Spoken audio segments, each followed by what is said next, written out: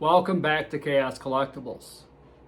This is episode 2 of the Coffee Talk.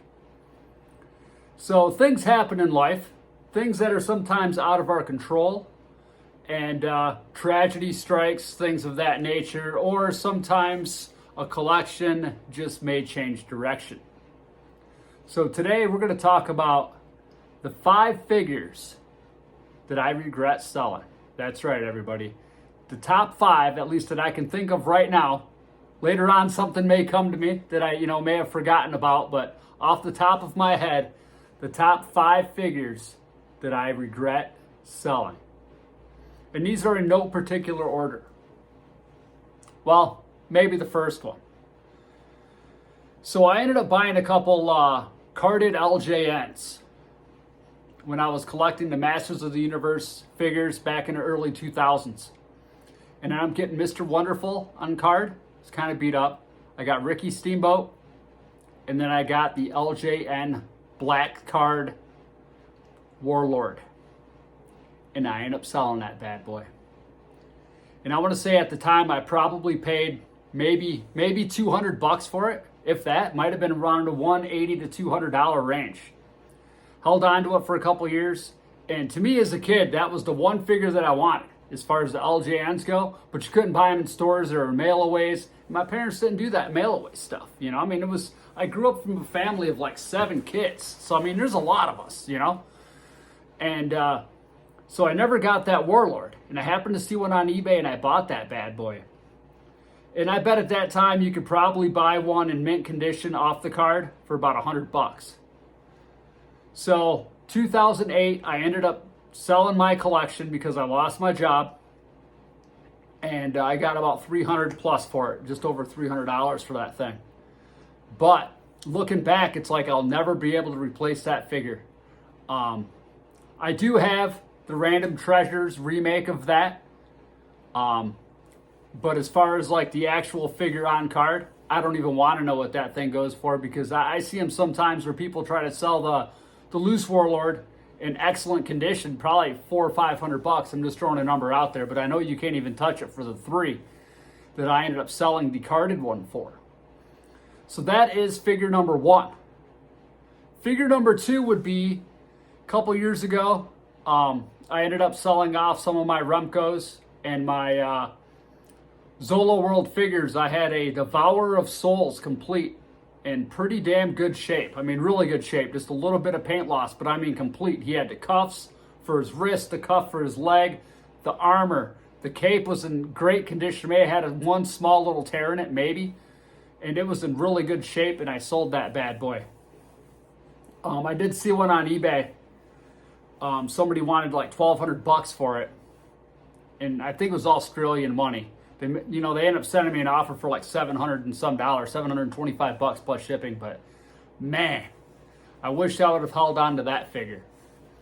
But I'd say I could probably maybe, if I keep, looking, probably get one around the $400 range is probably what it's going to cost to replace that figure today.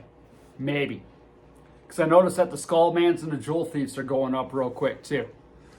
But yeah, Skullman, Wolf Warrior, I sold all those, wished I still had them. But that Devourer of Souls, that's a hard one to come by. That's why I ended up making the custom Zolo version when I ended up buying that head here about a year and a half ago. Head was pretty, it wasn't physically beat up, but it had a lot of paint loss and stuff, so I ended up repainting the head, got some aftermarket horns and a cape. But yeah, to have the original would be awesome. Figure number 3. Let's see. Figure number 3. Okay, I got it. The Paintmaster Grizzle Wolf that I won at an auction back in late 2020. So the Grizzle Wolf that you guys see on card, Warrior Beast, I had the very first one Paintmaster ever produced. Mike showed it on the thing. And I threw a bid on it, and he's like, "You guys want to bid?" And he asked his mom, and she ended up selling that bad boy. And I ended up selling it later on because I kept my word to the person who ended up bidding against me all the way up. And I paid a lot for that, like $360, $365. I want to say it was quite a bit of money. But I kept my word.